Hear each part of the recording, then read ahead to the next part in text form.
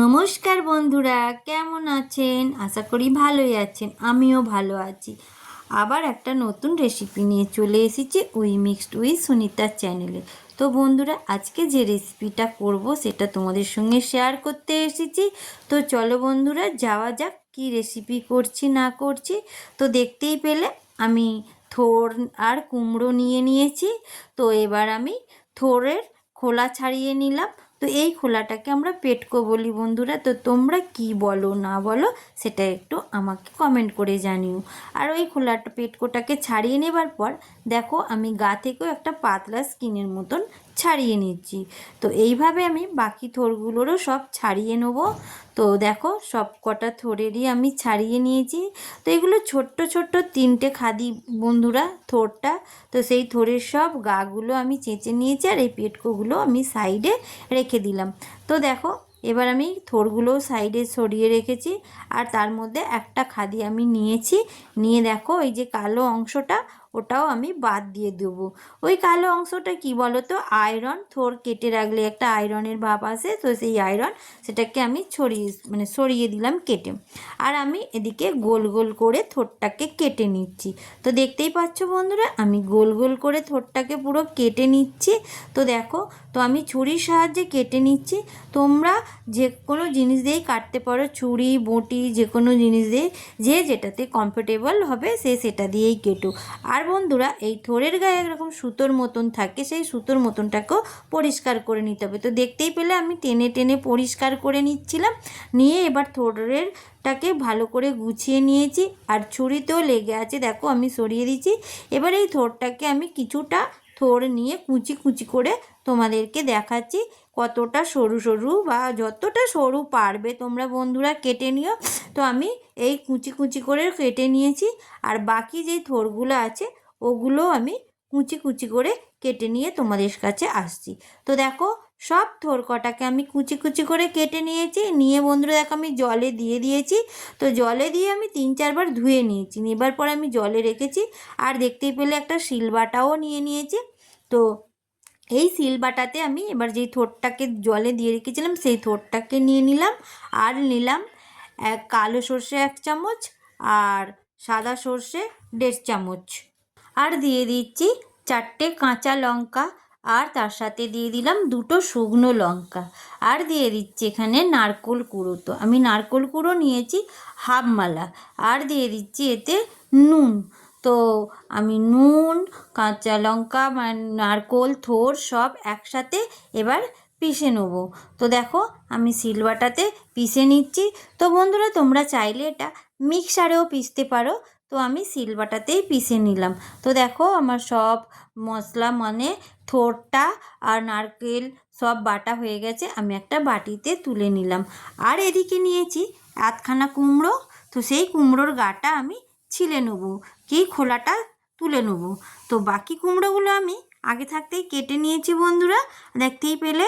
আর তোমাদেরকে আমি এক টুকরো কুমড়ো রেখে দিয়েছি, কিভাবে কাটবো না কাটবো সেটা তোমাদেরকে দেখাবো বলে। তো দেখো বন্ধুরা, আমি ছুরির সাহায্যে বাকি যে কুমড়োর টুকরোটা তোমাদেরকে দেখালাম ওটা কেটে তোমাদেরকে দেখাচ্ছি। তো কুমড়োটাকে একদম পাতলা পাতলা আর ছোট ছোট করে কাটতে হবে। তো দেখো আমি পাতলা পাতলা আর ছোট ছোট করে পুরো কুমড়োটাকে কেটে নিচ্ছি।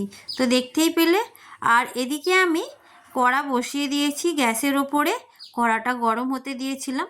কড়া গরম হয়ে যাওয়ার পর আমি দিয়ে দিচ্ছি এতে সর্ষের তেল। তো এই রান্নাটা সর্ষের তেলেই হবে।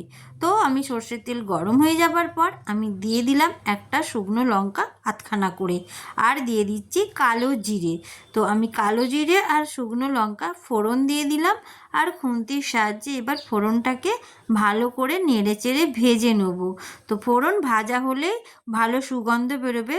তো খুব ভালো লাগে সেই সুগন্ধ। তো ভেজে নেবার পর দেখতেই পেলে আমি কুমড়োর কুচিগুলো দিয়ে দিয়েছি। তো কুমড়োটাকে আমি কেটে নিয়ে ভালোভাবে জলে ধুয়ে পরিষ্কার করে নিয়ে জল ঝরিয়ে শুকনো করে আমি তারপর দিয়েছি।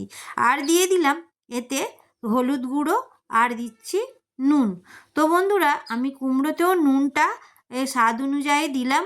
আর বুঝে দিলাম, কেন যেই থোড়টা আমি বেটে রেখেছি তাতেও নুন দেওয়া আছে, তাই জন্য আমি কুমড়োটাতেও সেই বুঝেই নুন দিলাম।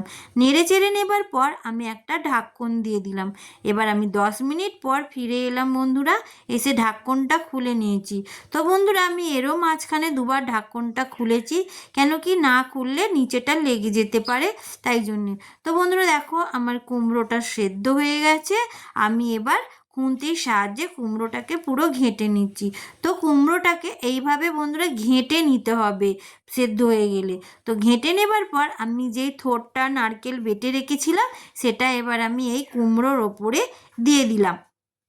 তো দিয়ে দেবার পর আমি এবার এই কুমড়ো থোড় আর মানে নারকেল যে বেয়াটা দিয়েছি সেটা এবার এই কুমড়োর সাথে ঘেঁটে নেবো, নাড়াচাড়া করে নেবো। আর এই জলটা বেরিয়েছে, এই জলটাকে শুকিয়ে নেবো। তো শুকানোর জন্যে আমি আরেকটু চাপা দিয়ে দিয়েছিলাম।